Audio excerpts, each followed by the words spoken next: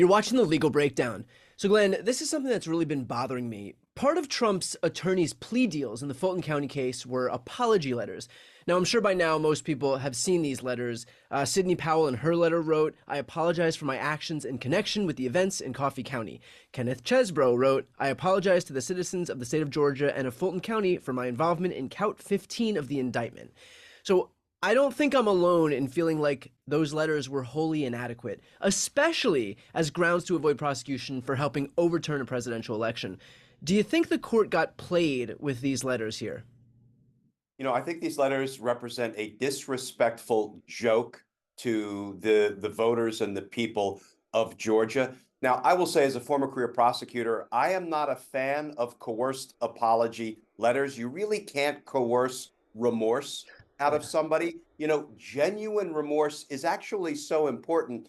And it's interesting, Brian, because I've had defendants at sentencing hearings not only accept responsibility for their crimes, but express true, genuine, heartfelt remorse, apologize to the victims. And I have seen that kind of remorse move the sentencing needle. I've had judges say many times over my career, I came into the sentencing hearing prepared to give you X number of months in prison, X number of years in prison, but I was impressed by what I perceive as genuine remorse and a real desire to rehabilitate yourself. So I'm going to give you a lesser sentence, maybe even down to probation. We argue all of the time in court that acceptance of responsibility and genuine remorse are some of the first steps on the road to rehabilitation, but you cannot coerce remorse. So I'm not criticizing the procedures down in Georgia.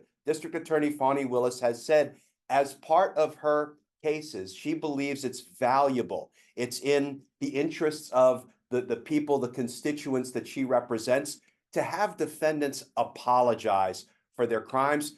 I just don't think coerced apologies are worth much. And these two apologies, as you just read, I mean, Sidney Powell took all of 13 words to apologize for her democracy busting crimes. I'm sorry for my actions.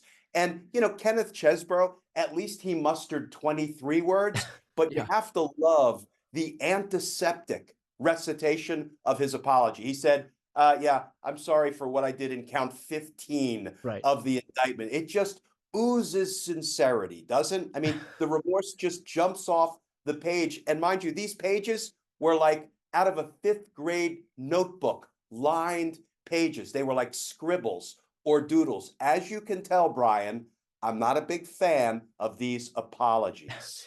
Glenn, is there any recourse for the court if the judge feels like he got played? None. Listen, the negotiated plea deal included some really important things like you plead guilty, which is an acceptance of responsibility for your crimes. You agree to testify truthfully against Donald Trump and all other remaining co-defendants in this RICO prosecution down in Georgia, and you issue an apology. Well, they issued an apology, even though it was laughable. I think it was disrespectful. They issued an apology, and that is all that seems to be required under the terms of this plea agreement. If Sidney Powell, for example, and Kenneth Chesebro have legal exposure in other cases, and prosecutors in those other cases see the glaring lack of remorse that's put on full display with these letters in this case, could that impact them in other cases? It could impact the plea negotiations that other prosecutors might be sort of willing to engage in with these defendants. But I have to tell you, an expression of remorse is just not really part of the typical terms of a plea agreement. You have to accept responsibility. You have to admit, indeed, you admit under oath. People might not know when somebody goes in and pleads guilty, they are sworn, they are administered an oath such that their admissions of guilt are sworn statements that can be used against them in all sorts of ways. But the whole, you must feel remorse for what you've done is something that it's great when it's genuine and it's voluntary, but I think it's worthless when it is coerced or required. This was clearly an intentional strategy by Powell and Chesbro. What do you think was their rationale behind these very sterile and concise letters? Really hard to say. To me, it feels like a little bit of poking a thumb in District Attorney Fani Willis's eye. Oh, you think you got me? You're going to make me apologize? Well, then I'll say, yeah, I'm sorry. What's next? You're going to sentence me to stand in the corner for an hour, go Right. to my room without dinner? It feels like a sort of disrespectful sort of poking and prodding at the prosecutors by these defendants.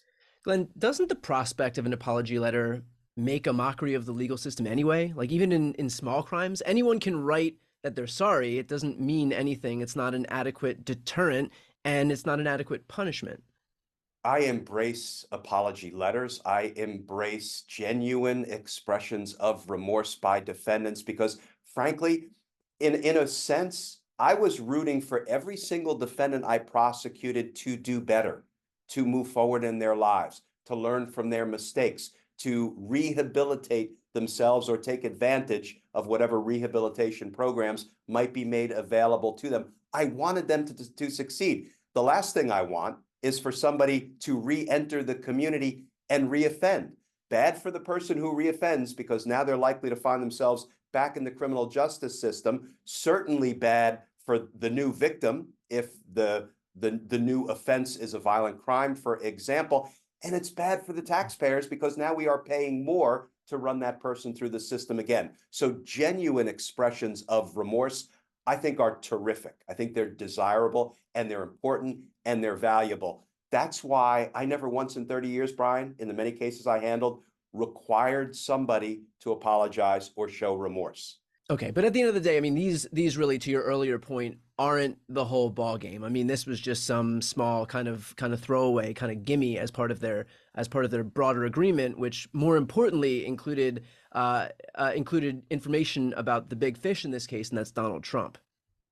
Yeah, and let's not forget, there are two other cooperating defendants down in Georgia who pleaded guilty, flipped, and will testify against Trump and the other co-defendants. We've been talking about Powell and Chesebro and their laughable, disrespectful apologies. But Jenna Ellis also pleaded guilty and stood up in court and delivered an apology. She was crying, maybe because she was, upset that she got caught. But in any event, she seemed to show some genuine remorse for what she had done. And she gave a much more complete, much more serious apology when she was entering her guilty plea. And then there's a fourth defendant who pleaded guilty and flipped, a guy named Scott Hall, who was part and parcel of Sidney Powell's crimes involving the Coffee County voting machines. He actually typed out, good for him, on a regular piece of paper, not a fifth grade notebook.